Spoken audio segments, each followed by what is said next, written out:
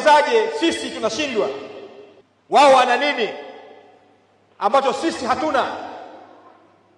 Labda niwaulize walimu, wao wana nini sisi hatuna? Niwaombe walimu muamue, amueni kuwasaidia Warufiji.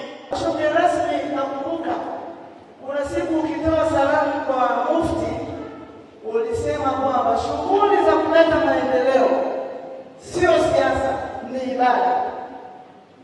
Ibada hiyo umeendelea kuifanya siku ya leo.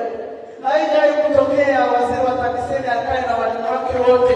Hebu mpigeni makofi mengi. Sijasikia makofi kule nyuma. Yes.